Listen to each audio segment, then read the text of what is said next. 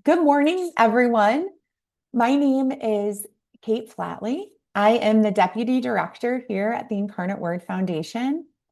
We are so happy to have so many of you here with us this morning for the 2026 Annunciation Grant Cycle. Before we get started, I just wanted to do a little housekeeping.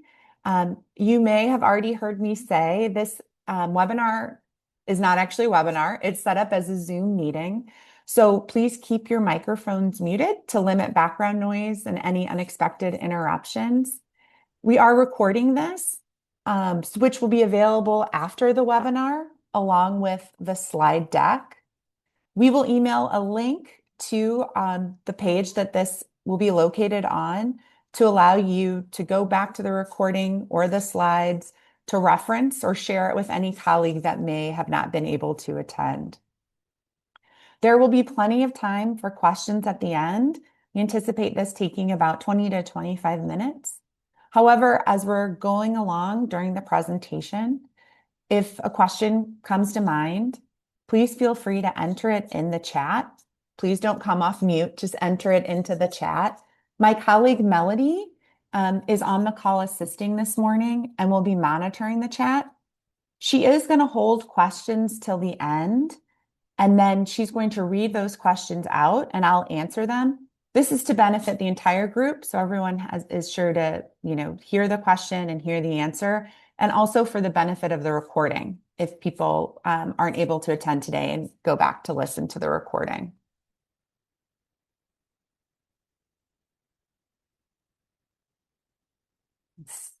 Oops. Oh, sorry. User error. This is an overview of today's orientation. Again, it should take about 20-25 minutes, and then the questions will be at the end.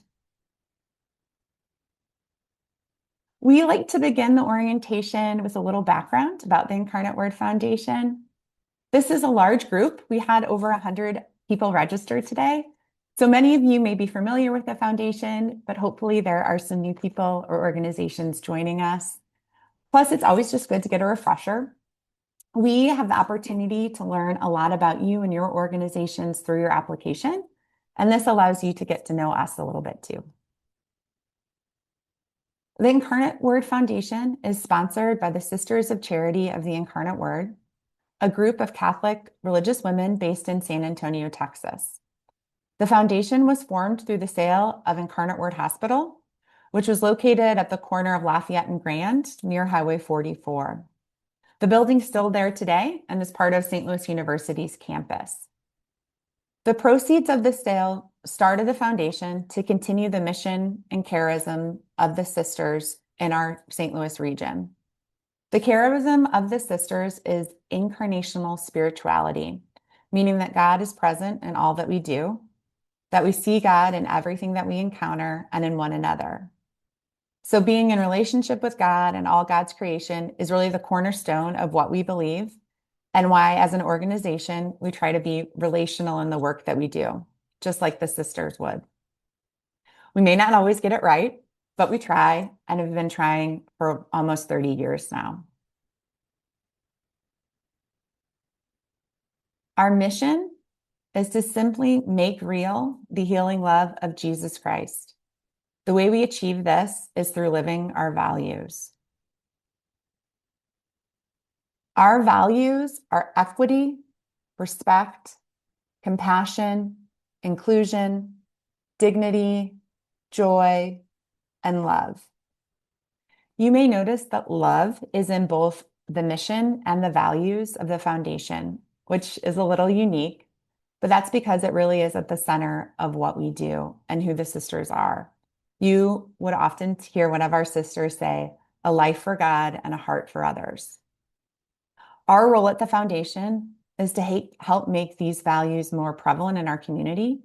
And we do that through our partnerships with organizations and individuals like all of you that demonstrate these values.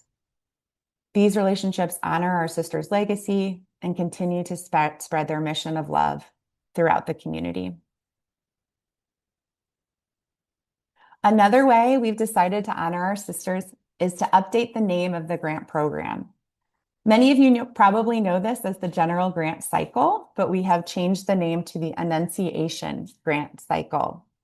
The Sisters of Charity of the Incarnate Word's feast day is March 25th, the Feast of the Annunciation, commemorating when the Word became incarnate, or Jesus's incarnation into the world.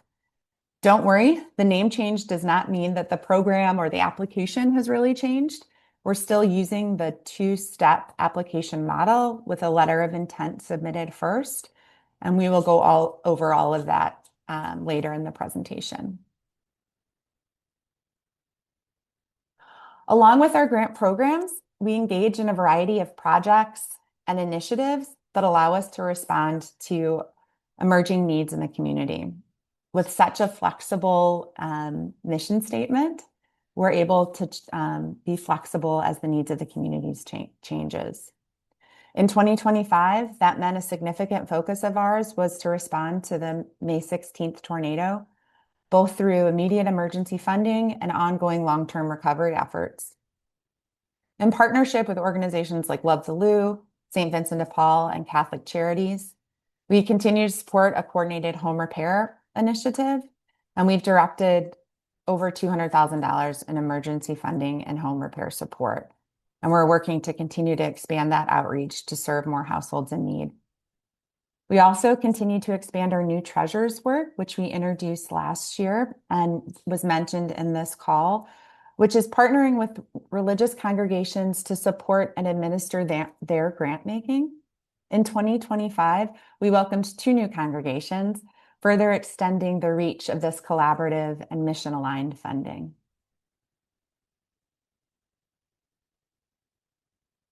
This work is all made possible by the people that make up the Incarnate Word Foundation team. Bridget Flood is our fearless leader. She's been the executive director of the foundation since its inception.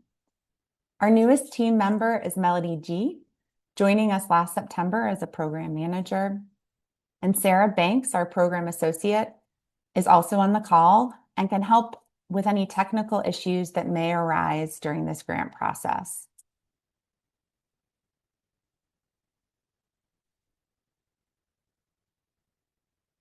Our goals for this grant cycle are to continue to honor the mission and the charisms of the sisters, again, by partnering with organizations like all of yours that are working to address root causes, create systems change, and serve the most vulnerable in our community. You are the ones putting the love into action, and we're grateful for your partnership. We're excited to launch the 2026 Annunciation Grant Cycle. We honestly really love this time of year because we get to get out from behind our desks and have the opportunity to be with all of you and learn about the good work you're doing. We value our partnership with all of you, and we want to remain good, trusted partners. So we have listened to your feedback. We know that your time is valuable, and we want to try to be as clear and explicit as possible about what we will and will not fund this year.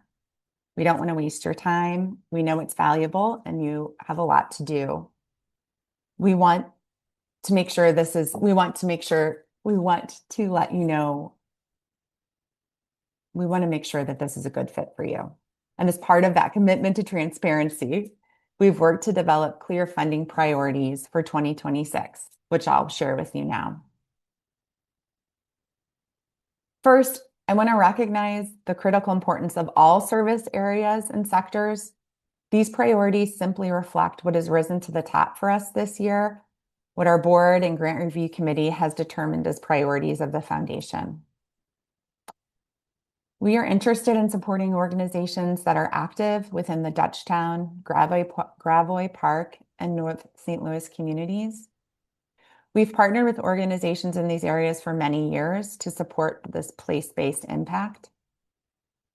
We also prioritize Catholic and faith-based organizations. However, you do not need to be Catholic or faith-based to apply. We do fund secular organizations as well. We remain committed to advancing diversity, equity, inclusion, and belonging. We're dedicated more than ever to assisting immigrants and refugees and the organizations that accompany them. We're interested in agencies that expand access to safe housing, that is affordable and sustainable. We're interested in agencies serving youth and women. This could include anything from a mother and baby program to an after-school or summer program, domestic violence shelter, or anything in between. We are interested in organizations improving economic mobility and wealth building in our region. And we're also interested in organizations working to alleviate food insecurity. This could look like education programs, community farms, to food pantries. What you'll hopefully notice is that all of these funding priorities are focused on direct service to our community. But most importantly, we're looking for organizations that align with our mission and values. Again, we want to acknowledge the vital role that all nonprofit and community service agencies play in our region. We simply are unable to fund them all, and some sectors are lower on our priority for this cycle.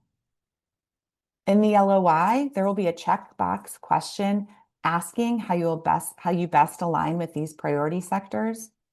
This is another effort to be transparent and honest about our priorities and help you determine fit.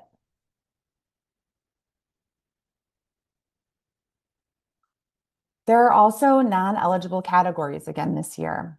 This is our attempt again to direct you to not waste your time. The non-eligible sectors are advocacy or convening organizations, animal welfare, charter and public schools, disease-specific health interventions, endowments and capital campaigns, hospital and clinical care facilities, large cultural organizations. This would be things like the Art Museum, the History Museum, the Repertory Theater. Local affiliates or branches of national organizations. So it'd be something like the Salvation Army, the Red Cross, the YMCA. Refunding or regranting programs, universities and colleges, and Veterans Affairs. You may notice that we have removed a previous restriction related to operating budgets. We did this last year as well. This is in response to feedback that we've received and just the current funding landscape and federal funding cuts. However, please know that organizations with an annual operating budget of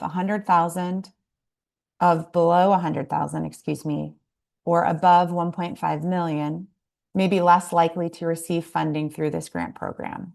So again, that's organizations with operating budgets below 100,000 or above 1.5 million may be less likely to receive funding. This is clearly explained in the LOI application as well. If you have questions about your eligibility or fit, please reach out. We are happy to have a conversation. Again, we want to remain relational and learn about the good work you're doing in the community and what projects are going on, even if it isn't a good fit for funding this year. There are additional requirements for the Annunciation Grant Cycle. I want to share that our maximum award is $10,000. Most grants range from 3 to 10, with an average between 5 to 7. We fund general operating support.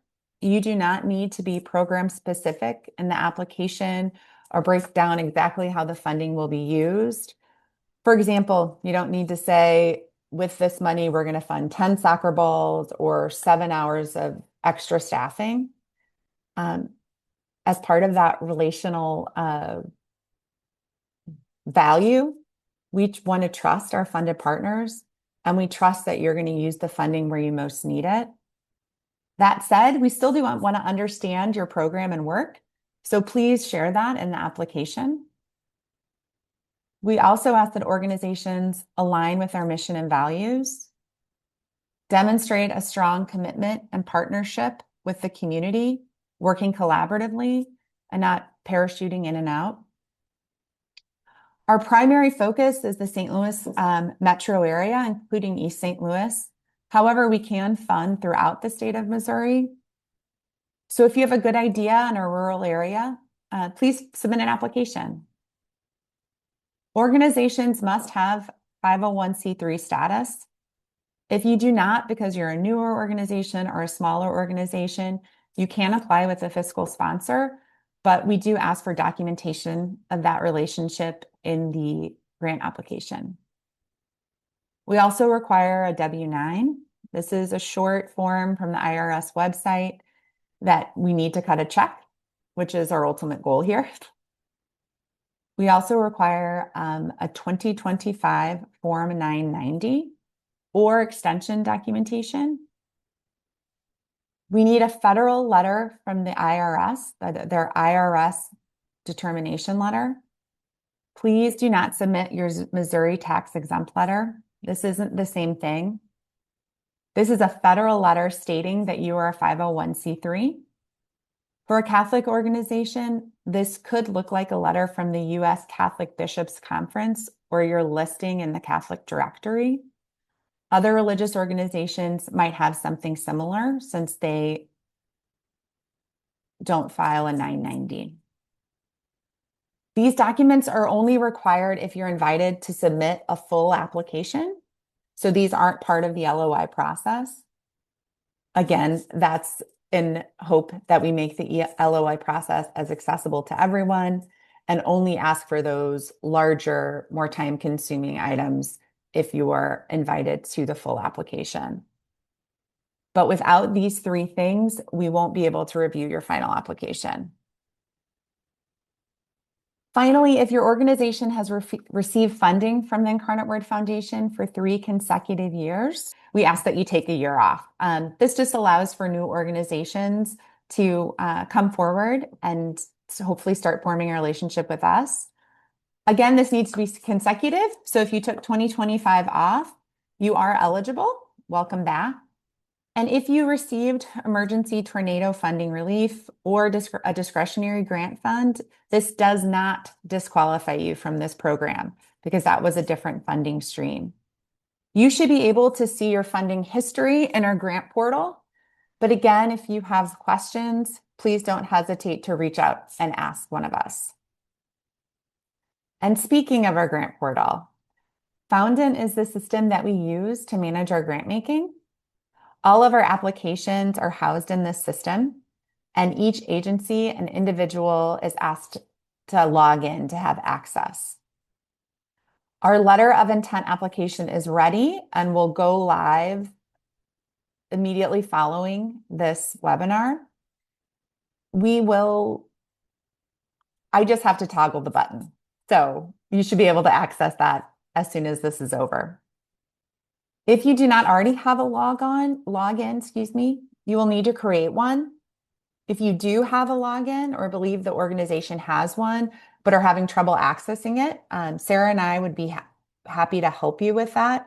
We know there are staffing changes, and so you may be new to the organization or have taken on a different role, so we can help connect you with your profile. We strongly encourage you to log in as soon as possible. The sooner you do this, the less likely you are to encounter issues closer to the deadline. We want to make sure that you can access the system and complete your application without stress or the pressure of a looming deadline. You can go in and log in and start a draft, and Foundant allows you to save that. So you don't need to log in right away and think that you need to complete the LOI in one sitting. Again, this will be similar to past general grant cycles, utilizing that 2-step process. And the letter of intent will be due on Friday, May 29th. We will also provide a PDF version of the LOI application.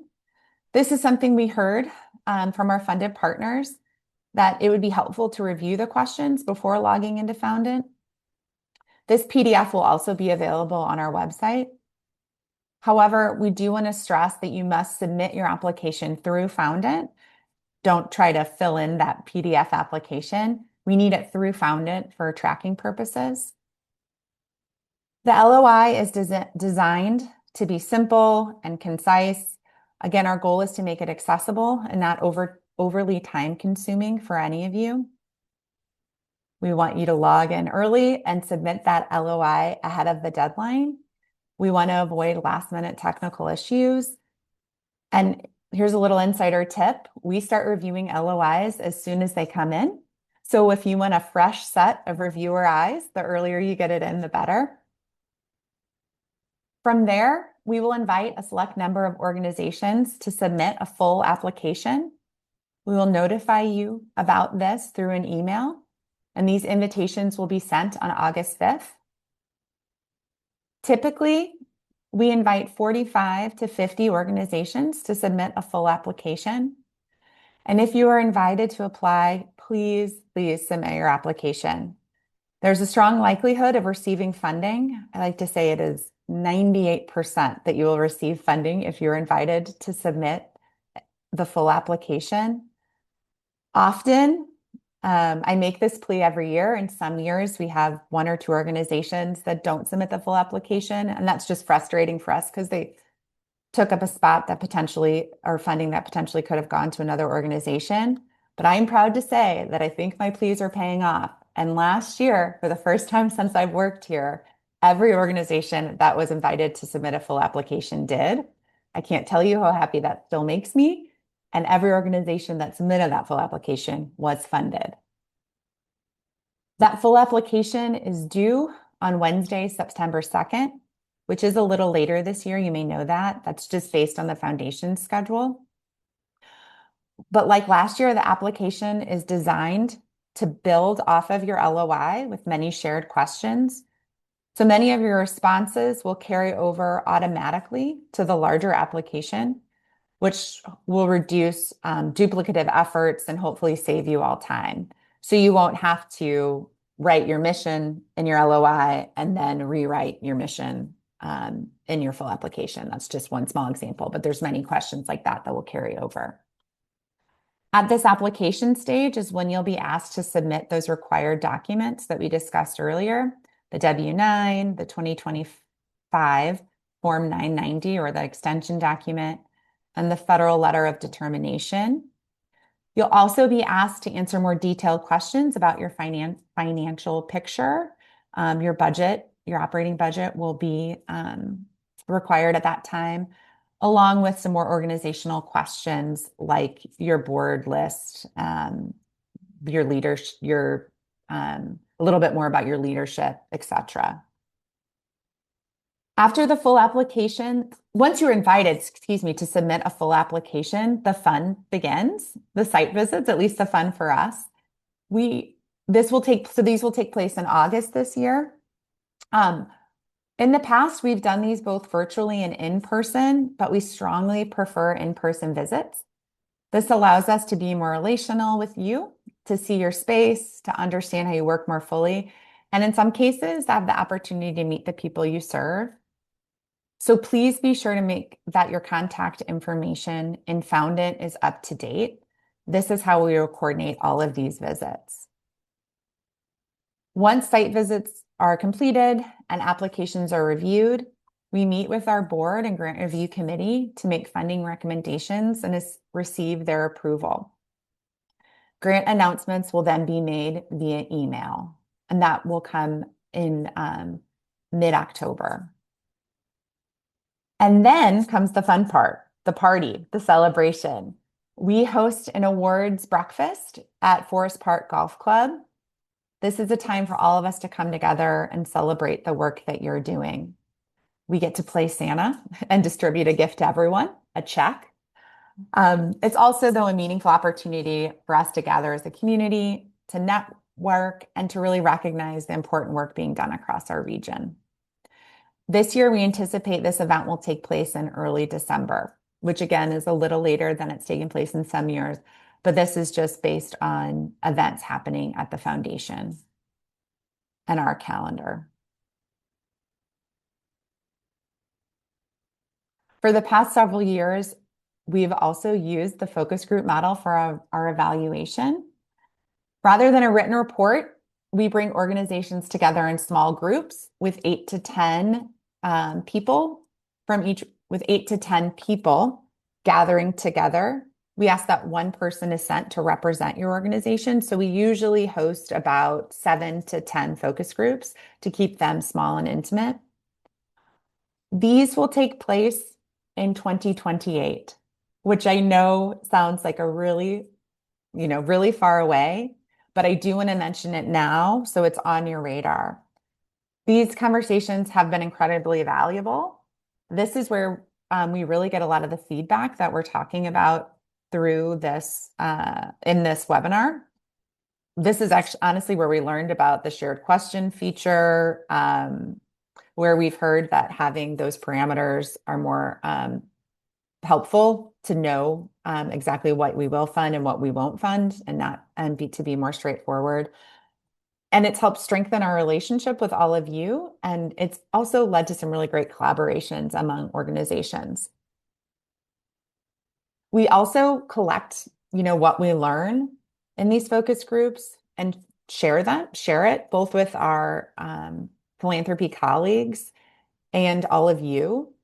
We published a report this year on the themes shared in the session, and those are available on our website if you haven't had a chance to look at that.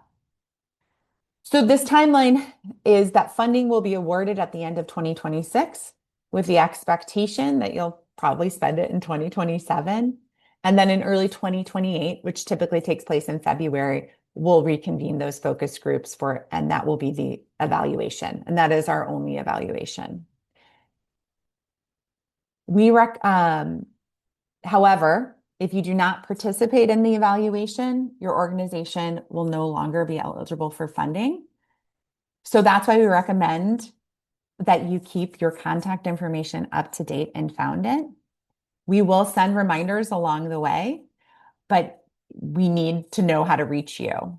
So we even go as far as to recommend you create a general email address for your organization, something like grants@yourorg.com, so that we can communicate when staff changes or roles change within your organization. I've referenced the website several times today. So before we move into questions, I just want to point out this key resource. Here you have access to our grant portal. And that is also always available at a top button on our website. But this web page will house the recording and slide deck from today's presentation. You'll also find that PDF version of the letter of intent application here. Again, that PDF is just for peer review purposes, and your application needs to be submitted through the grant portal. So before we jump into questions, just a few final reminders. Please log into Foundant as soon as possible so you have access. Again, you can always start that application and save it as a draft and come back to it. Second, please pay attention to deadlines. Submitting early is always better. Again, you'll have a reviewer with fresh eyes.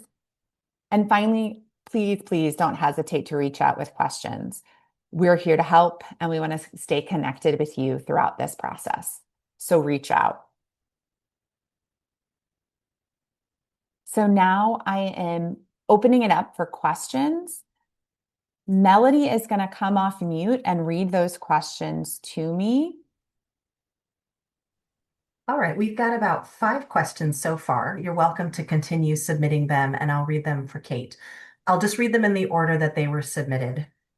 The first one is, can you elaborate on refunding or re-granting programs that are non-eligible? What does that mean? Oh, sure, I'm happy to. I'm sorry, I apologize. I don't know how that slide advanced.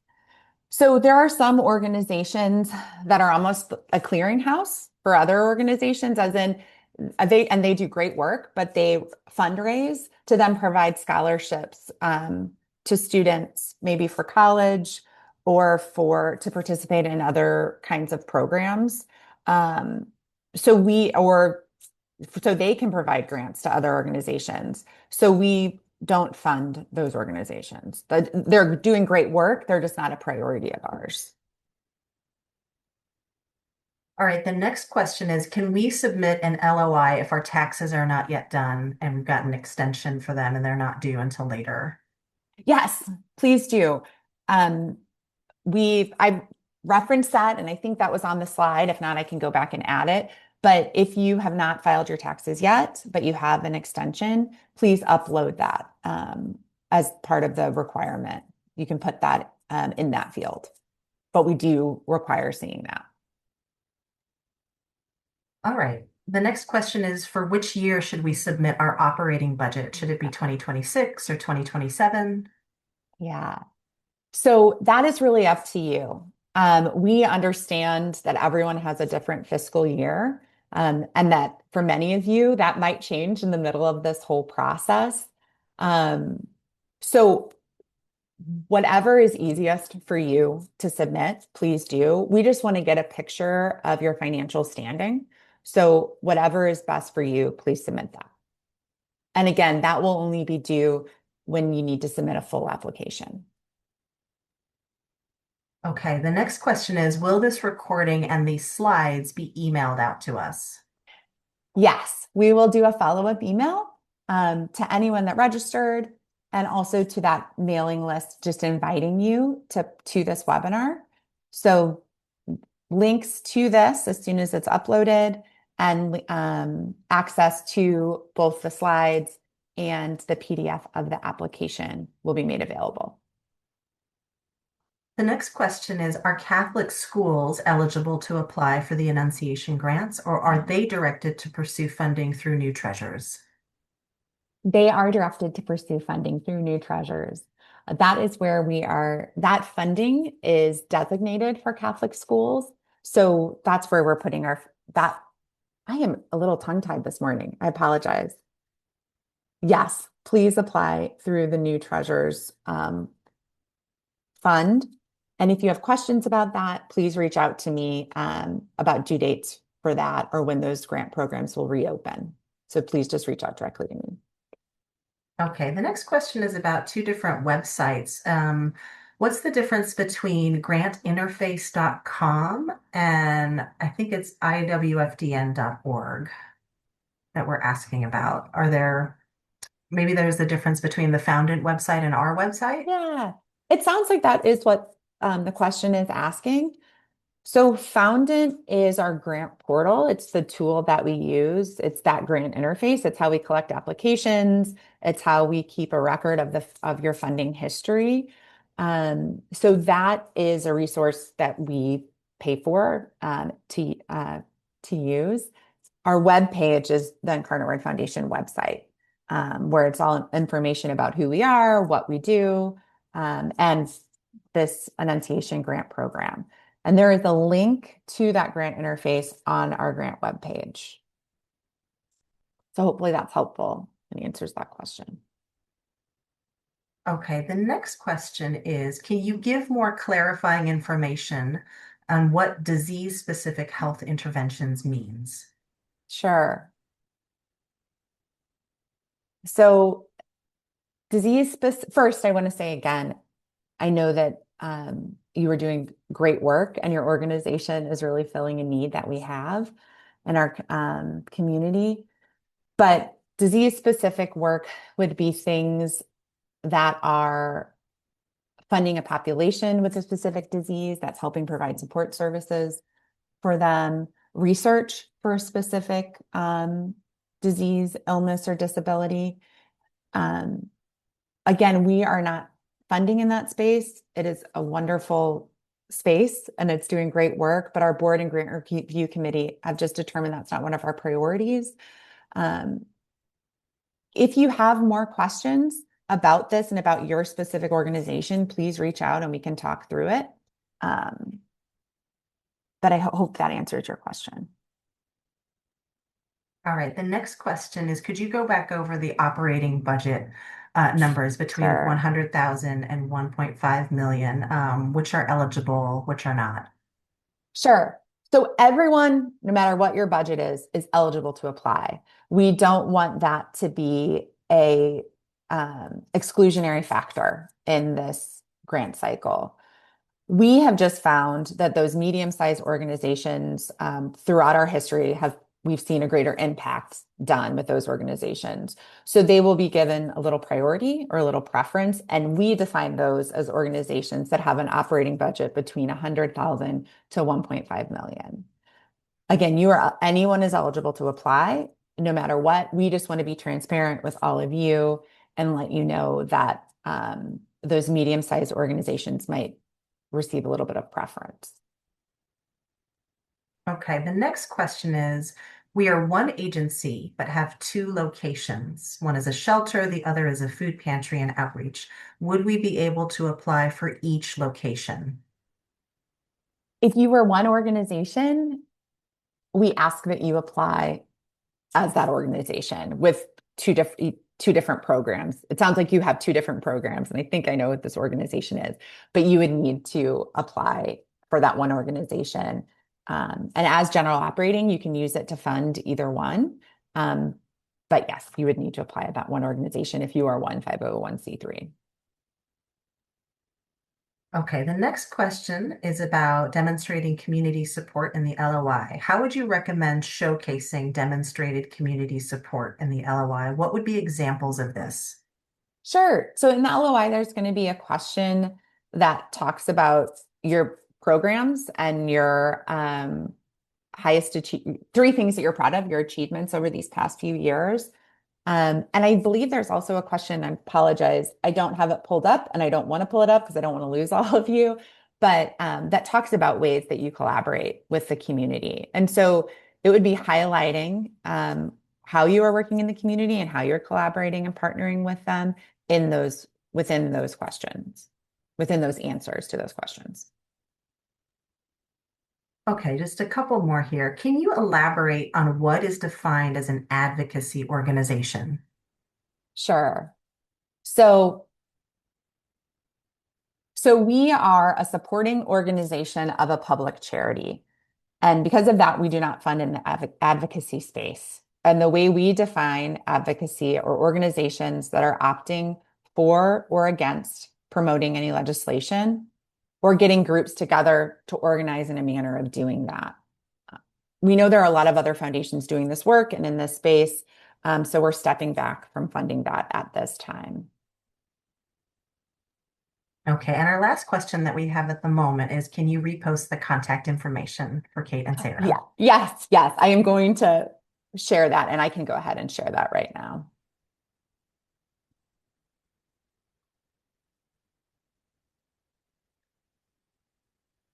That's our final question, Kate. Okay. Well, here's my contact information along with Sarah's. There's also an info at Incarnate or at iwfdn.org that will filter you to whatever person you need or answer any questions you may have. We are here to answer those questions. So whether it's about your organization and if they qualify or how to access the grant portal, please reach out for whatever you may need. We truly do love this time of year. Again, it gives us an opportunity to go out and connect with all of you and learn about your work and deepen our partnerships. We are excited to see what's happening across the region, and we look forward to being with all of you. I also just want to thank you all for bearing with me and these technical issues. They have continued. I cannot see any of you, so I've been talking to a blank screen, but hopefully you're all smiling and got what you needed from this presentation. So we just want to leave you with a quote from our foundress: a soul for God and a heart for their neighbors. Or as the sisters now say, a life for God and a heart for others. So thank you for all you're doing to support our neighbors in need. We ask that